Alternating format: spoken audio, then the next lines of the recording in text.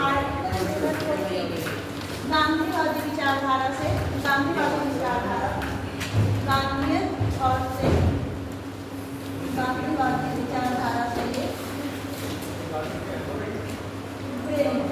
ठीक है। ठीक, फिर हम लोगों ने देखा था कि पंचायती राज व्यवस्था जो स्थानीय स्तर पर लोकतांत्रिकरण की व्यवस्था है, उसमें हम लोगों को ये देखना था कि सरकार ने बहुत सारे प्रयास किए। 1950 सामुदायिक विकास कार्यक्रम, इसके लिए सबसे पहले भारत की सरकार स्वतंत्रता के बाद लेकर आई सामुदायिक विकास कार्यक्रम, थोड़ा सा ऊपर इतना बोल ठीक है। और 1953 में राष्ट्रीय विस्तार सेवा,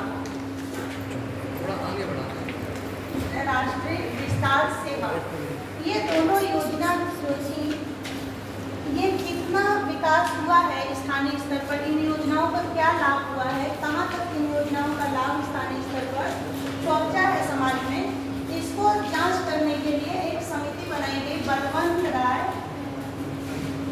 मेहता समिति, और ये समिति बनाई गई 1957 में। इस समिति की सिफारिशों के आधार पर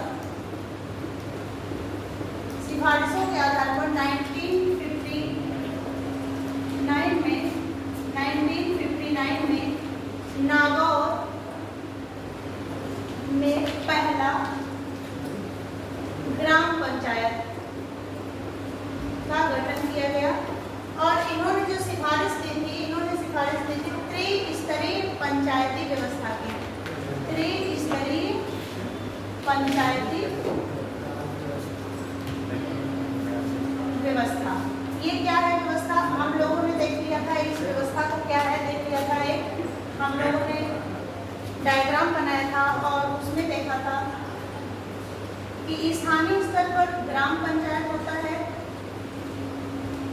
ग्राम पंचायत, और मध्यवर्ती स्तर पर क्या बोलते हैं उसको, क्षेत्र पंचायत, और टॉप स्तर पर क्या होता है, शीर्ष पर जिला पंचायत या जिला परिषद, जिला पंचायत या जिला परिषद, ठीक है। हम लोगों ने ये भी देखा था कि ग्राम पंचायत जो है कोई योजना है स्थानीय स्तर पर लोकतंत्र को विकसित करने के लिए, मजबूत करने के लिए, स्थानीय स्तर पर मजबूत करने के लिए कोई योजना है, उस योजना के निर्माण का कार्य ग्रामीण स्तर पर, ग्राम पंचायत के स्तर पर योजना निर्माण का काम होता है।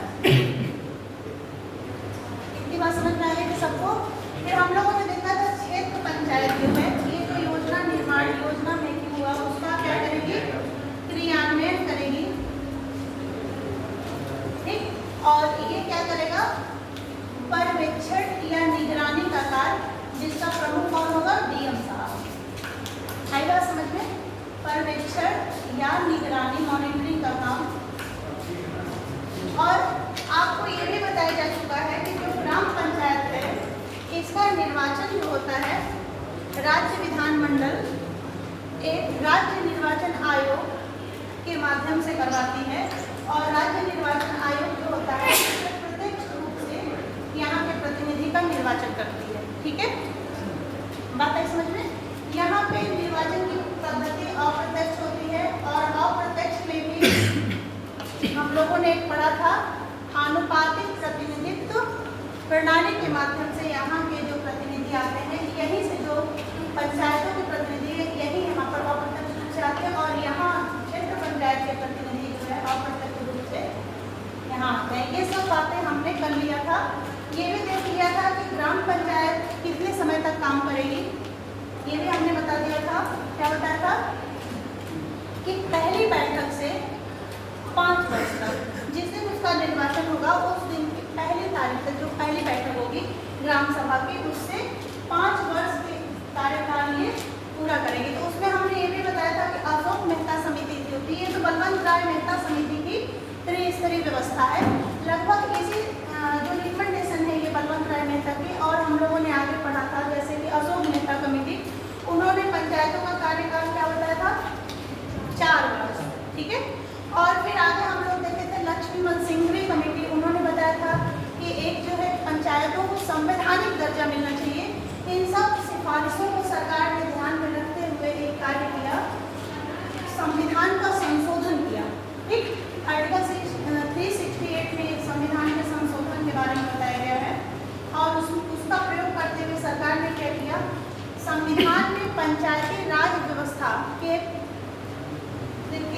एक अधिनियम लेकर आई, उसको बोलते हैं 73वां संविधान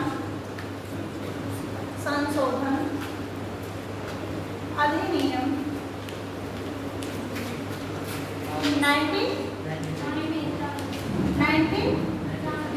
1992, यही है, गलत नहीं करना है। ये व्यवस्था लागू कब हुई? 24 अप्रैल 1993 को। इसीलिए 24 अप्रैल को भारत में किस दिवस के रूप में मनाया जाता है?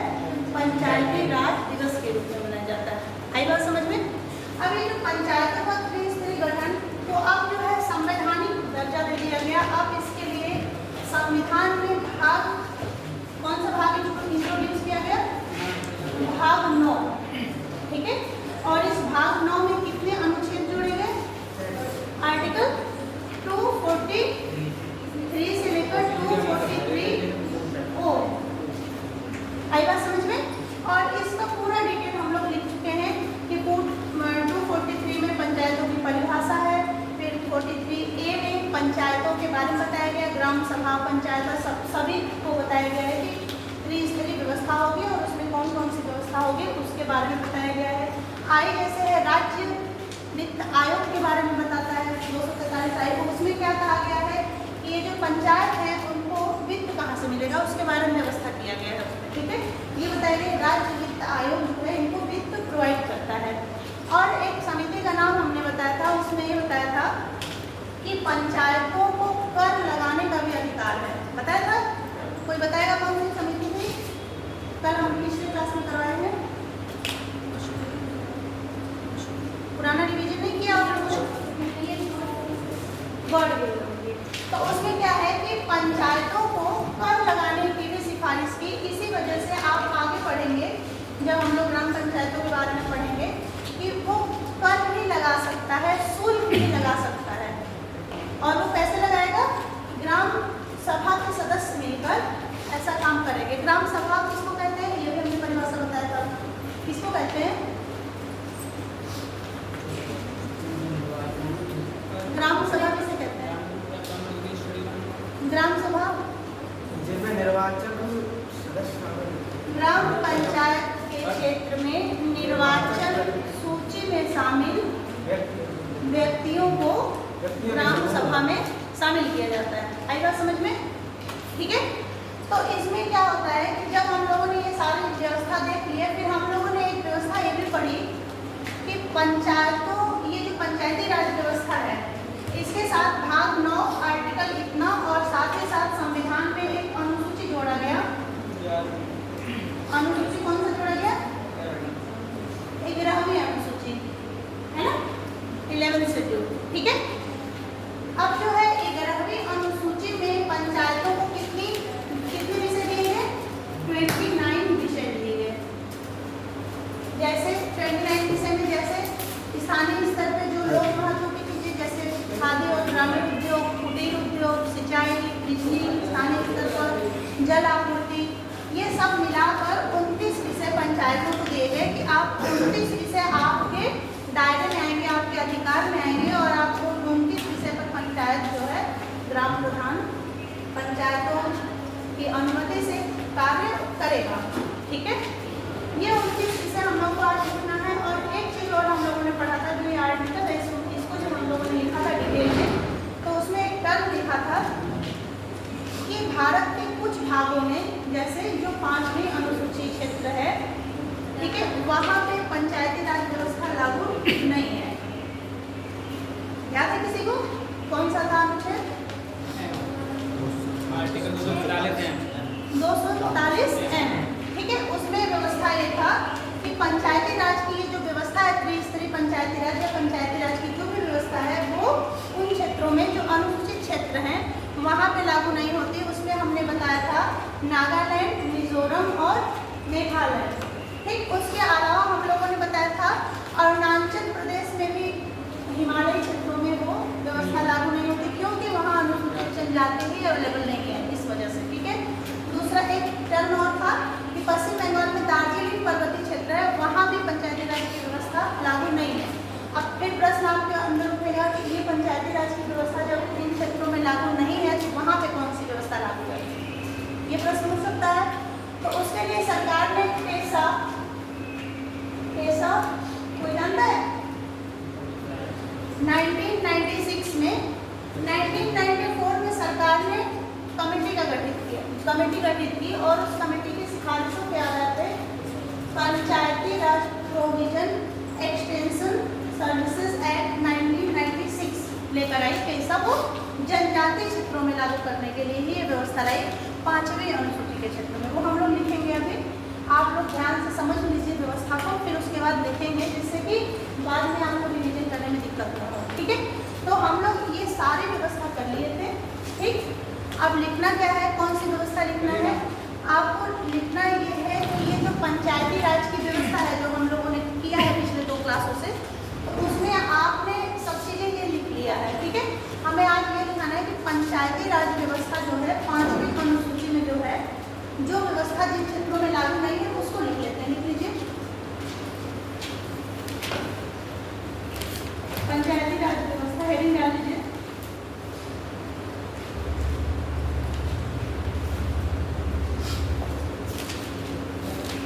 पंचायती राज व्यवस्था, आप ऐसे लिखिए भाग 9 का, ये जो भाग 9 है, हेडिंग डालिए भाग 9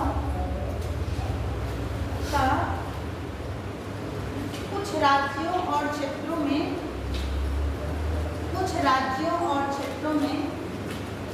भाग 9 का कुछ राज्यों और क्षेत्रों में लागू न होना।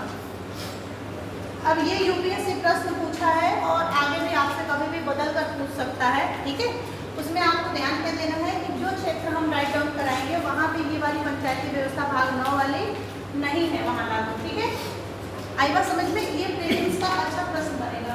ठीक, इसको आप लिखिए कि संविधान के भाग 9 नंबर 1 पॉइंट इसमें लिखिए, नंबर 1 अनुसूची 5 या 5वीं अनुसूची में 5वीं अनुसूची में